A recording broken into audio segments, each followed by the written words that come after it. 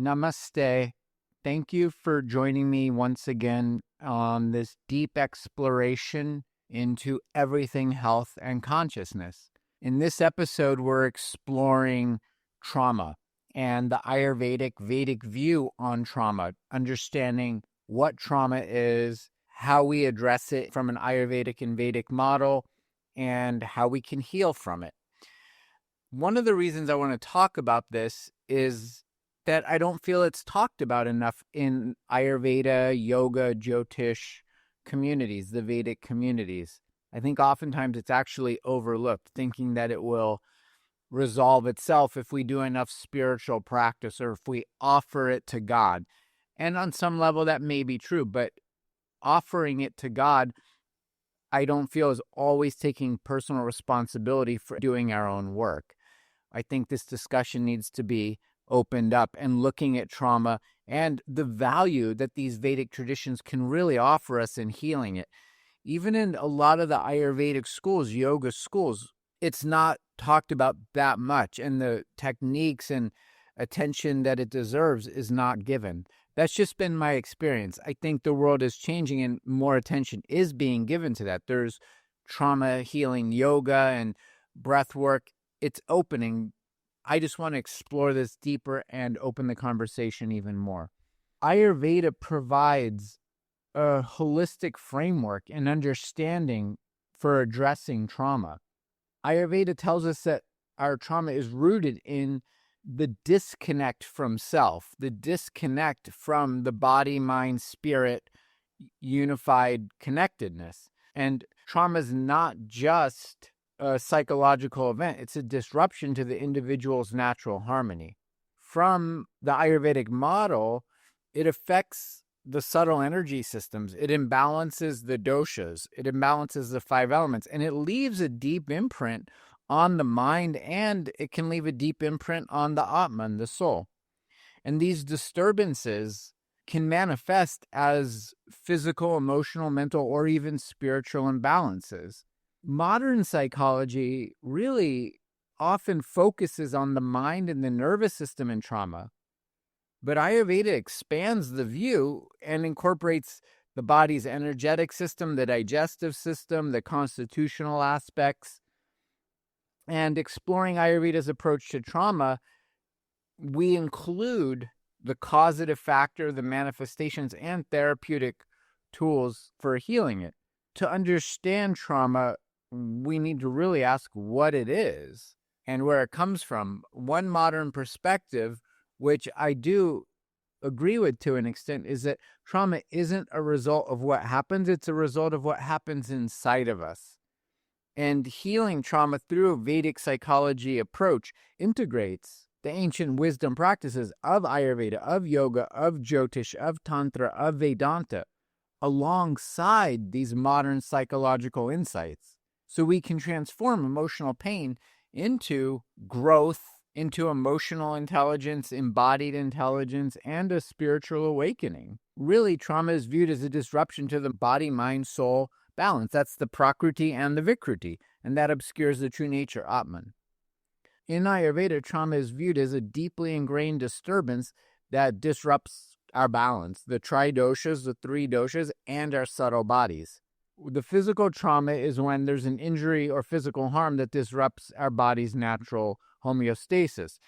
When we're experiencing emotional trauma, it's due to any experience where there was fear or grief or a betrayal that is overwhelming to the mind. And the spiritual trauma is really, it's just the disconnection from ourself, from our sense of purpose, from our dharma, and a disconnect from the divine. We don't feel connected to the universe. We don't feel our purpose. One of the ways Ayurveda defines trauma is as these samskaras, these impressions or scars that become lodged in the body, in the mind, in our subtle energy fields. The result is the creation of patterns of dysfunction and disease. Modern psychology, modern world, that's the addiction. And all the addiction is seeking to alleviate the pain caused by those traumas. There's nothing inherently wrong with that. No one wants to be in pain. Everyone wants to be happy and at peace. When we develop an addiction or a pattern of dysfunction, there's a fundamental cause to that we're trying to solve. We just don't have the right tools. The imprints of trauma, these samskaras, are these deeply rooted patterns that influence our behavior, beliefs, relationships. And ultimately, the first 7 years of our life really are shaping these behaviors, beliefs, relationships, and how we see ourselves and how we see the world and our relationships in the world. Ayurveda really seeks to understand the cause of emotional and mental trauma. The nature of emotional trauma in Ayurveda really occurs when the mind encounters an event or a series of events it can't process or integrate effectively or timely. Ayurveda identifies emotional trauma as forms of any mental imbalance or disharmony within our consciousness, within the channel of the mind. If we look at how these manifest, are really dosha dependent. For an example, a vata trauma, a vata emotional trauma leads to the adaptive feelings of fear, anxiety, or insecurities, where a pitta is going to have that manifest as anger, or frustration, or impatience, or even a tendency to be overly self-critical or overly critical of others. And then a kapha would result in some kind of emotional stagnation, suppression, depression, and ultimately withdrawing from ourself, withdrawing from community, withdrawing from even seeking help. Trauma creates these samskaras, these deep impressions on our mind and consciousness, and when they're not resolved, they manifest as these recurring patterns of emotional pain. And that creates limiting beliefs, and ultimately, as Bruce Lipton has clearly helped us understand the biology of belief, it leads to physical symptoms in every cell of our body. Impact that trauma has on the gunas, on the qualities of our mind, play a significant role in our mental health. Remember, the gunas, the mental gunas, the qualities, is sattva, rajas, and tamas. This is clarity, activity, and inertia. What trauma ultimately ends up doing is decreasing our sattvic quality. It reduces our clarity, it reduces our sense of peace in ourself and in the world, and disrupts our harmony in the mind. We feel disempowered. We feel not balanced in any situation, even if the situation is safe, even if we're not in immediate danger, if there's no threat. Trauma impacts rajas by increasing it, causing us to be hyperactive, hypersensitive, restless, and relatively in a state of constant emotional turbulence. And then when the tamas, the inertia increases, that's when the despair kicks in. That's when this physical, mental, emotional heaviness and lethargy comes. And on some level, there's an emotional numbing. We feel dead inside. The Ayurveda recommendation is restoring the sattvic quality while reducing the rajasic and tamasic qualities. That's really the key objective in any Ayurvedic treatment, especially related to trauma, but in life in general. So again, Ayurveda treatment for emotional and mental trauma involves addressing the root cause, rebalancing the doshas, reestablishing coherence in the mind, and reestablishing the body's vitality. The vitality is what we call ojas. The mind is tejas, the illuminated creative fire. When we follow certain Ayurvedic therapies and practices, it's really forms a cornerstone of a complete holistic approach. Some of the key principles in healing trauma incorporate compassionate inquiry, which was really formulated out of the mind and work of Dr. Gabor Mate. And what this does is helps us to gently and compassionately, with empathy, confront pain and our unprocessed emotions with a self-acceptance and self-understanding and self-compassion.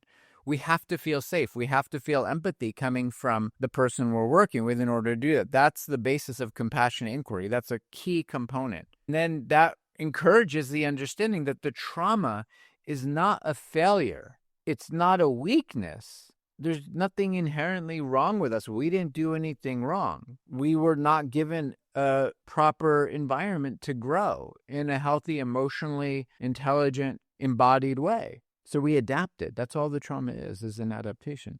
It's in another level, it encourages the understanding of trauma, again, as an opportunity for an evolution, a spiritual evolution, and an awakening, an authentic self-expression. Cultivating sattva is really important because this is what enhances our clarity. It enhances our mental clarity. It enhances a harmony and purity in the mind. And the ways of doing that are numerous. It's through having a sattvic diet, having a sattvic lifestyle with proper routine. It can be meditation practices. It can be pranayama, which is breath work. It can be chanting of mantras or affirmations. It can be listening to certain musical frequencies, going in nature. There's so many beautiful, wonderful things that enhance the sattvic quality. Nature is ultimately the best heal. Time, space, outdoors in nature. And then we can have more regulation where we can align or remember or be encouraged to support and become aware of what our dharma is, aligning our actions with our purpose. We can rediscover meaning and a sense of connection in ourself and with nature. This requires being encouraged to have mindfulness, being mindful of how the body feels, having somatic awareness, having somatic experiencing, being mindful of the emotions and the thoughts, and developing what Ayurveda, what Vedanta calls sakshi bhava. That's the witness consciousness, where we observe the thoughts, we observe the emotions, we observe the body, and we observe our triggers without judging, without condemning, without blaming, without self-criticizing. And we allow it to be witnessed. And in that witnessing, it could be understood. And in that understanding, we can release it. The trauma healing journey from the Vedic model, from Vedic psychology, first is awareness, right? It is the clearly identifying the trauma and its effects, how the trauma has affected us physically, emotionally, relationally, and spiritually, and facilitating that deep self-understanding, having physical, emotional release, releasing the issues in the tissues. Yin yoga and certain Tai Chi practices, certain Qigong practices help us to physically release. Dancing, shaking, movement. It's in and through the body. Anything that's going to promote self-compassion, forgiveness, and improve our resilience. So Ayurveda likes to do custom protocols. Every person is unique. We identify that every person's journey is unique. Every person is unique. So Ayurveda builds custom methods through diet, through herbs, through lifestyle, through the daily routines, through rituals, and gives guided practices. Like I was saying, meditation, pranayama, yoga nidra. It's a self-awareness practice through the body. And this mindful movement of our awareness, of our drishti through ourself, restores the emotional balance. Another tool Ayurveda does give is looking at the Jyotish chart, the Vedic astrology. Because what that really does is can provide insights in our karmic patterns. And so we can understand it's literally no more than a roadmap of understanding. And it gives supportive timing on when we can do different practices to harmonize our life experience. One of the fundamental things is what this Vedic path does, what Vedic psychology, what Ayurveda does, is provides a tangible outcome through restored mental emotional balance, through renewed energy in the physical body, through renewed clarity about our personal life choices, our personal life purpose, and ultimately our dharma, what we're here to do. And we do need to increase our physical, mental, emotional resilience, vitality, and peace of mind. That doesn't mean we become a fortress where we don't allow anything to affect us. It means we're more capable of dealing with life's circumstances. And then we can have a deeper spiritual connection that fosters real transformation, a lasting, a permanent transformation in ourself and the way we approach the world. Again, treating the emotional and mental trauma depends on the root cause. And in order to promote long-term healing, we need to understand the root cause. We don't need to do past life regression and all that, but we need to understand that trauma does originate somewhere. Everything has an origin. And so understanding that is really important. And that's also, I think, important for restoring our subtle energy systems. Ayurveda has this approach to the doshas, the agni, the ojas, and our subtle energies that do provide comprehensive pathways to balance and harmony. When we incorporate this wisdom into trauma healing, to trauma recovery, we're really embracing and going on this journey of healing that does transcend the mind, the limited mind. It touches the very essence of our being, and then we're restored to our natural state of health, vitality. The subtle body is comprised of numerous things. One is prana, the life force. Without life force, we withdraw the prana from the body, where we don't exist anymore. Ayurveda's anatomy, it consists of nadis, these subtle energy channels that are very tangible, but they're subtle. There's 72,000 energy channels that run through the human body that carry every impulse, every thought, every emotion, every biological process. And then we have major energy centers in our body. These are the chakras. And then all of that is supported by ojas, the vital essence. And trauma disrupts these systems. With prana, trauma is disrupting the natural flow of our life force, which leads to a stagnation and a depletion of life force. The nadis, these energy channels, any emotional trauma creates energetic blockages in the energy channels. And when a chakra is affected, each chakra is affected differently. But say, for example, the root chakra, Muladhara, if that is affected by some kind of trauma, whether it's sexual trauma or survival trauma, it governs our feeling of being safe and stable. Trauma basically then depletes our ojas, our vitality, our vital essence, which is our 401k of the future, and that results in low energy. It's just a weakened immunity. The proper way to balance these things is step by step. First, balancing the doshas in the typical ways that Ayurveda does it. Again, through diet, through lifestyle. Each one is different. For a vata, say for a vata imbalance that's caused by trauma, remember the symptoms are anxiety, insomnia, fear, disconnection. We would want to give them grounding, nurturing practices, such as warm, nourishing foods, warm oil massage, herbal teas, especially adaptogens like ashwagandha, tulsi, or calming for the mind like brahmi. And again, remember, pitta imbalances they lead to anger, inflammation, irritability. We would want to cool that down. So we would give cooling diets, calming meditations, calming breathing practices, calming massage, and cooling herbs like aloe vera. And then for the stagnant kapha imbalance, that's where the depression comes, the suppression of natural emotion and natural urges. It leads to this emotional heaviness, even long-term depression and suicidal tendencies. Those therapies, we would want to stimulate the kapha. We want to wake them up. We want to have them dance and move their body. And they should be eating lighter, warmer foods with stimulating herbs like that Trikatu formula, which is ginger and black pepper and pipali, long pepper, or ginger, things like this to stimulate the body, stimulate the digestion. That's the next key component, is restoring the agni.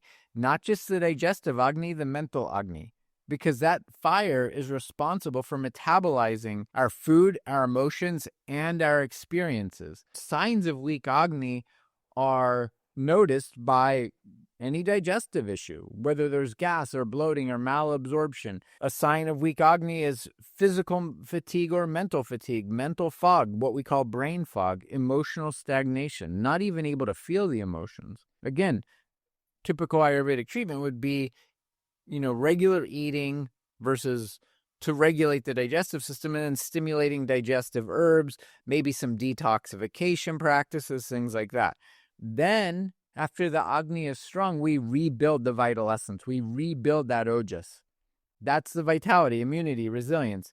And again, remember, the trauma is depleting the ojas, which leads to the exhaustion and even susceptibility to illnesses. We would give rejuvenating foods, almonds, dates, ghee, nourishing herbs, and restorative practices, yin yoga, restorative yoga, a meditation practice, breathing practices, your own daily oil massage, and anything we can do to support the nervous system. because dysregulation to the nervous system is what leads to that chronic stress response. And when we're in a chronic stress response, we're in chronic malabsorption. Biologically, when the nervous system is dysregulated, we're in a fight, freeze, or flight state of chronic stress. The body is sending those stress hormones predominantly to the digestive system and the reproductive system. It turns off the digestive system because if we're a gazelle being chased across the plains by a cheetah, it's not going to be advantageous to survival if we want to stop and have a meal. We will become the meal. And so it shuts off the digestive system, and that agni, that gut intelligence, intuition, goes onto high alert so we can be aware. Where do we run next? Where's the danger? Where's safety? But then we can't digest food in that process.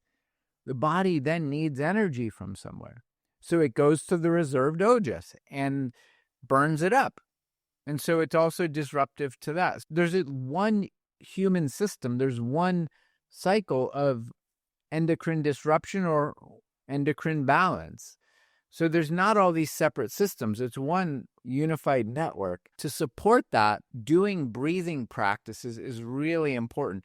Doing samavrita pranayama, that's equal breathing, inhaling for the count of 4 or 6 or 8 based on one's individual capacity, holding for that same count, exhaling for that same count, and on the exhaled retention, the same count, and then repeating that cycle. So it'd be, if you're inhaling 4, be inhale 4, hold 4, exhale 4, hold 4, and then continue.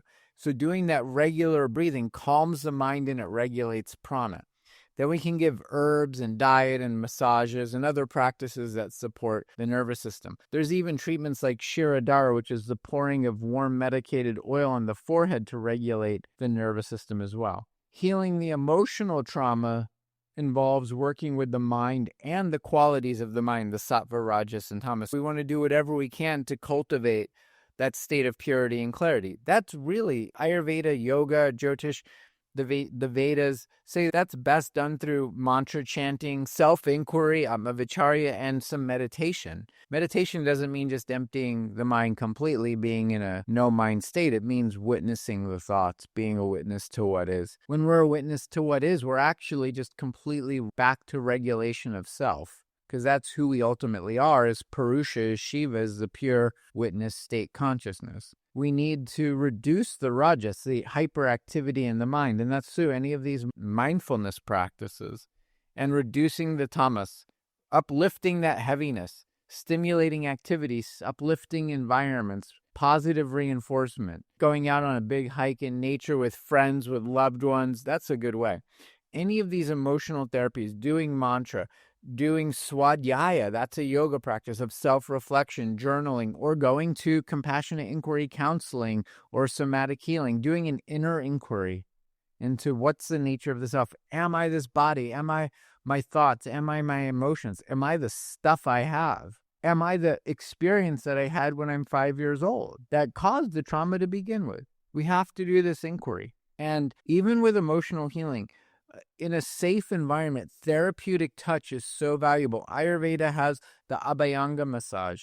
We have marma therapy, which is the energy points in the body. We have the Shirodhara, the dripping of the oil on the forehead. All of these things can release the stored emotion in a safe, nourishing way. And then we want to work on balancing and healing the chakras. And the specific chakras have different things that we can do. All the chakras have a different mantra associated with them. Each of the chakras have different colors associated with them. Each of them have a different essential oil associated with them. And at some point in this journey, we will talk extensively about the different chakras and different ways of balancing the chakras and what causes them to go out of balance.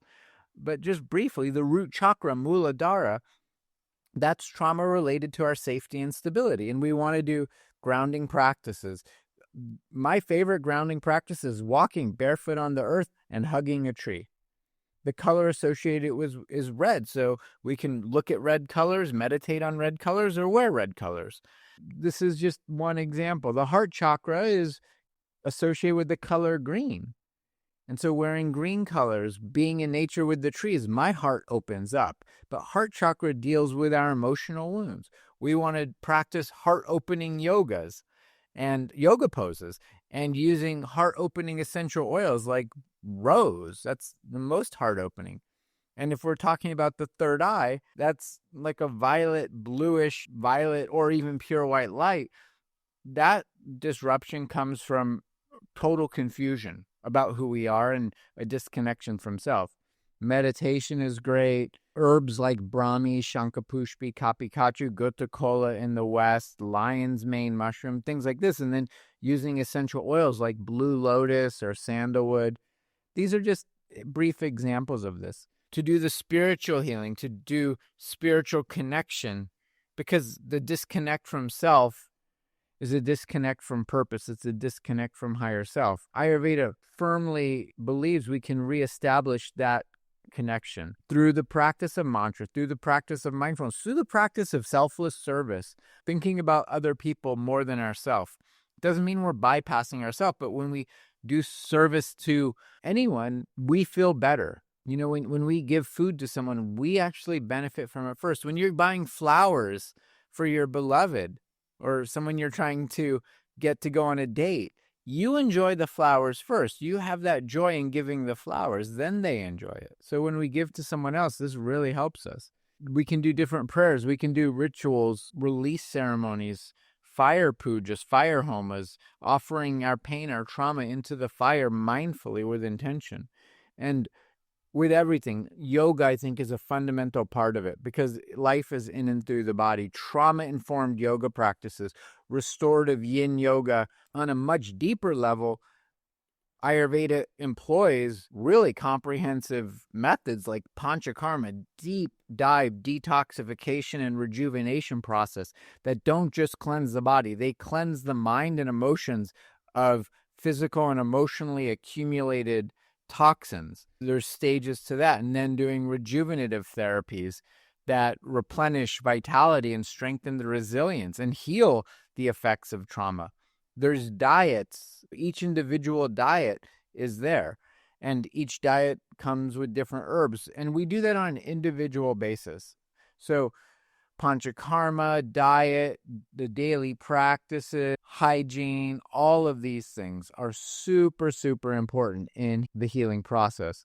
Ultimately, Ayurveda offers a comprehensive and compassionate approach to treating emotional and mental trauma by addressing the root cause of the trauma and using the balancing tools, the harmonizing tools of Ayurveda, balancing the doshas, restoring the harmony of body, mind, spirit, personalized therapy. We can empower individuals to heal from trauma and cultivate long-term emotional resistance. This ancient wisdom, combined with our modern understanding, to me is the pathway to wholeness, self-awareness, and inner peace. It makes Ayurveda, these Vedic tools, an invaluable part of the healing journey. This is the beginning of the discussion into trauma healing. We will explore this so much more and vastly and deeply as this podcast continues. I hope this was providing you a brief insight into Ayurveda and the Vedic path of what is trauma and the beginning of healing that trauma and the beginning of understanding the trauma so we can heal the trauma. If you found value in this, if you found inspiration or insights into this, please share this with your family, your friends, your community. And as always, I really invite you to comment, to share your insights, to share your experiences on whatever platform you're listening this to. When we share our human experience with each other, we have empathy for each other. We have compassion for each other. I believe if you sit with any person for 2 or 3 hours and listen to our story, we are going to love every person we sit with. At least we're going to understand them. And then we have a deeper understanding of ourselves. Open your hearts and give your insights, give your wisdom. What have you learned? What have you experienced? We can grow one conversation at a time and expand our circle of awareness, our circle of learning, and our circle of human experience and unity on the planet. It's only through sharing openly, vulnerably, in a safe environment that we can grow. Until the next time, please love yourself, love your neighbor, love Mother Earth, walk in balance, walk in peace, walk with love, fill your heart with love, and express it in everything you do. Namaste.